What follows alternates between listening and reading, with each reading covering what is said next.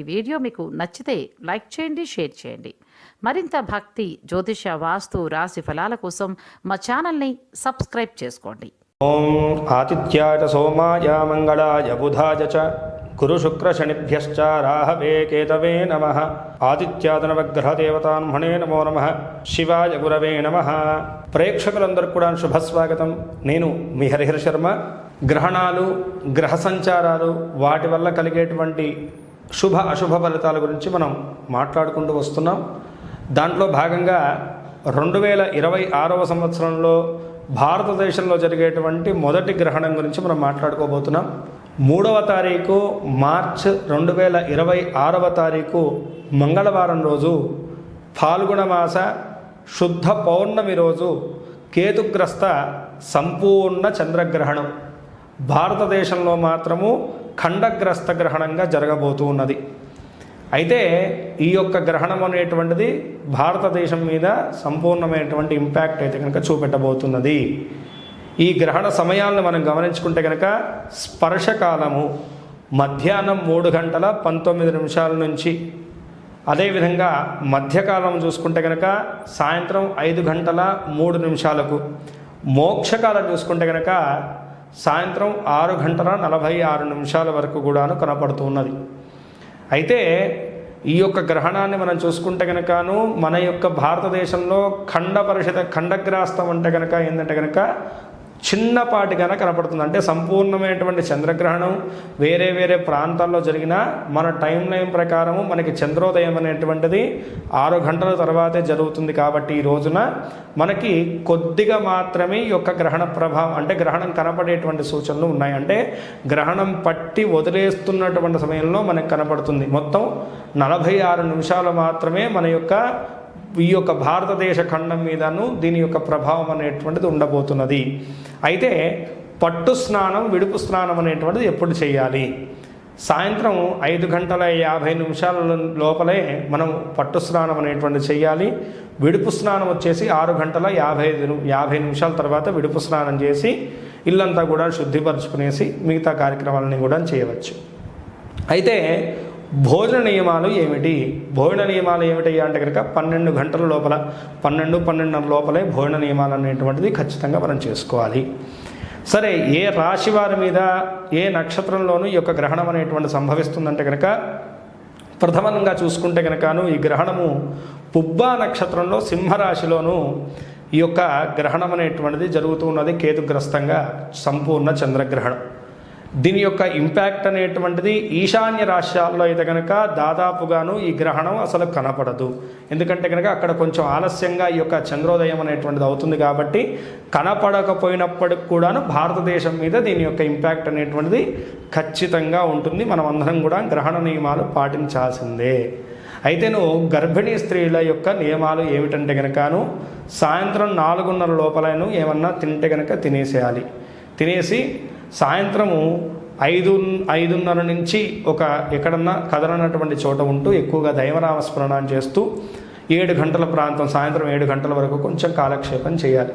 ఈ గ్రహణ సమయంలో ఎక్కువగా తిరుగుతూ ఉండడము, ఎక్కువగా కదులుతూ ఉండడం వల్ల గర్భంలో ఉన్నటువంటి శిశువుకి హాని కలుగుతుంది అని చెప్పేసి మన పెద్దవాళ్ళు చెప్తూ ఉంటారు. కాబట్టి ఈ సమయంలో గర్భిణీ స్త్రీలు తీసుకునేటువంటి ఆహారం కూడా విషంతో సమానం. కాబట్టి పుట్టేటువంటి శిశువుకి ఆ యొక్క ఇంపాక్ట్ అనేటువంటిది ఉంటుంది. కాబట్టి గర్భిణీ స్త్రీలు ప్రత్యేకంగా ఈ సమయంలోనూ ఆ గ్రహణ నియమాన్ని పాటించాలి. కొంచెం ఆ యొక్క చంద్రకాంతులు పడినటువంటి డార్క్ రూమ్లో ఉండడం చాలా మంచిది ఈ యొక్క సమయంలో.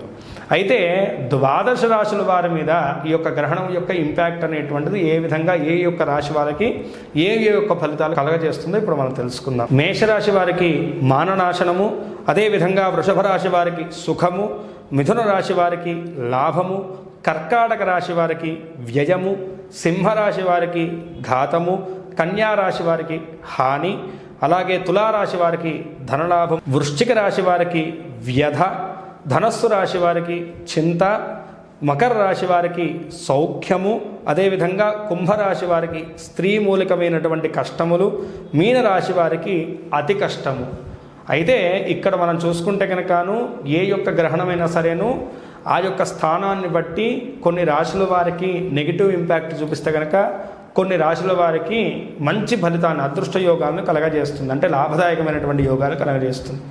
అయితే లాభాలు కలగజేసేటువంటి రాశుల వారికన్నాను ఇక్కడ చూసుకుంటే కనుకను మన యొక్క గ్రహణం యొక్క నెగిటివ్ ఇంపాక్ట్ పడేటువంటి యొక్క రాశుల వారి గురించి మనం మాట్లాడుకుంటే కనుకను ముందుగా సింహరాశిలో జరుగుతుంది కాబట్టి సింహరాశి వారి మీద నెగిటివ్ ఇంపాక్ట్ అనేటువంటిది ఖచ్చితంగా ఉంటుంది.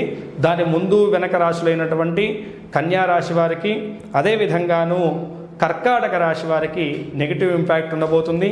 అదేవిధంగా వృశ్చిక రాశి వారికి, ధనస్సు రాశి వారికి, కుంభరాశి వారికి, మీన రాశి వారికి, మేషరాశి వారికి, ఇప్పుడు చెప్పినటువంటి పై రాశుల వారందరికీ కూడాను ఈ యొక్క గ్రహణ ప్రభావం అనేటువంటిది దుష్ఫలితాలను కలగజేస్తుంది. దీని ఇంపాక్ట్ ఎన్ని రోజులు ఉంటుందంటే కనుకను 45 రోజుల పాటు ఉంటుంది అని చెప్పేసి చెప్తూ ఉన్నారు. ఈ 45 రోజుల పాటు కూడాను ఇందాక మనం చెప్పుకున్నట్టుగాను వారికి ఆ యొక్క ఫలితాలు కలుగుతూ ఉంటాయి. అది ఆర్థిక పరంగా కానీ, ఆరోగ్యపరంగా కానీ, కుటుంబ పరంగా కానీ, వ్యవహార పరంగా కానీ, వ్యవస్థ పరంగా కానీ ఏ పరమైనటువంటి ఇబ్బందులైనా సరే ఈ యొక్క గ్రహణం అనేటువంటిది ఇంపాక్ట్ కలగజేస్తుంది. ఈ విషయాన్ని బాగా గుర్తుంచుకోవాలి. దానికి తోడు మంగళవారంతో కూడినటువంటి ఈ యొక్క గ్రహణం అనేటువంటిది కేతువు యొక్క ఇంపాక్ట్ అనేటువంటిది అధికంగా ఉంటుంది కాబట్టి దుష్ఫలితాలు అనేటువంటిది ఖచ్చితంగా ఈ యొక్క రాశుల వారి మీద ప్రభావాన్ని చూపెట్టబోతున్నాయి. సరే గురువుగారు, దీని నుంచి ఎలా బయటపడడం అంటే కనుక గ్రహణ శాంతిని కంపల్సరీగా చేసుకోవాలి. ఏ రోజు చేసుకోవాలంటే కనుకను ఈ గ్రహణం అయినటువంటి తర్వాత మీ దగ్గరలో ఉన్నటువంటి నవగ్రహాలు శివాలయం కలిసి ఉన్నటువంటి దేవాలయానికి వెళ్ళేసి అక్కడ నవగ్రహాల దగ్గరను మనం ఒక బ్రాహ్మడికి ఇది కేతుగ్రస్తంగా వస్తుంది కాబట్టి కేజింబావు ఉలవలను, అదేవిధంగాను చంద్రగ్రహణం కాబట్టి కేజింబావు బియ్యాన్ని కానీ వడ్లని కానీ తెల్లటి వస్త్రాన్ని, రాగి పాత్రను, నెయ్యిని, సర్పబింబాన్ని, చంద్రబింబాన్ని దానంగా సమర్పించాలి. అదేవిధంగా ఈ యొక్క గ్రహణ దానం అయిన తర్వాత రుద్రాభిషేకం చేయడం వల్ల సకల విధములైనటువంటి గ్రహణ దోషాలు తొలగిపోతాయి. అదేవిధంగా మీ దగ్గరలో ఎక్కడన్నా సరేనో గ్రహణ శాంతి హోమాలు అనేటువంటివి జరుపుతారు. గ్రహణం జరిగేటువంటి సమయంలోనూ ఈ యొక్క హోమం చేస్తారు. అది చాలా పట్టు ఉన్నటువంటి హోమం. అది ఎక్కడన్నా జరుగుతుంటే కనుక ఆ హోమాన్ని చేయించండి. ఈ గ్రహణం టైంలో జరిగేటువంటి జపానికి కూడాను చాలా పట్టు ఉంటుందండి. ఆ గ్రహణ జపాన్ని కూడా మనం చేయడం వల్లను మంచి శుభ ఫలితాలు అయితే కనుక కలుగుతాయండి. కాబట్టి ఈ యొక్క గ్రహణ దోషం ఉన్నటువంటి రాశుల వారు మీ దగ్గరలో ఎక్కడన్నా ఈ గ్రహణ శాంతి జరిగితే కనుక దాన్ని చేయించుకోవడం చాలా మంచిది. లేదంటే కనుక మన పీఠం ఆధ్వర్యంలో కూడా ఈ యొక్క గ్రహణ శాంతి అనేటువంటి జరుగుతుందండి. ఎవరికన్నా సంప్రదించదగినటువంటి వాళ్ళు ఉంటే కనుక కింద స్క్రోల్ అవుతున్నటువంటి నెంబర్ని సంప్రదించడం వల్ల మీకు దాన్ని తగినటువంటి వివరాలన్నీ కూడా తెలియజేస్తారు. కాబట్టి ఖచ్చితంగా ఈ యొక్క గ్రహణ విషయాల్లోనూ చెప్పినటువంటి జాగ్రత్తలు సూచనలన్నీ కూడా పాటించుకుంటూ భగవత్ అనుగ్రహంతో సకల విధములైనటువంటి అరిష్టాలన్నీ కూడా అధిగమించి సకల శుభాలు కూడా పొందాలని చెప్పేసి మనస్ఫూర్తిగా పార్వతీ పరమేశ్వరుని స్మరించుకుంటూ స్వస్తి. సర్వే జనా సుఖినో భవంతు, లోకా సమస్తాః సుఖినో భవంతు. వీడియో చూసినందుకు ధన్యవాదములు. ఈ వీడియో మీకు నచ్చినట్లయితే లైక్ బటన్ క్లిక్ చేయండి. మరిన్ని వీడియోలు పొందాలంటే దయచేసి సబ్స్క్రైబ్ చేయండి. మీ సూచనలు సలహాలు తప్పక తెలియచేయండి.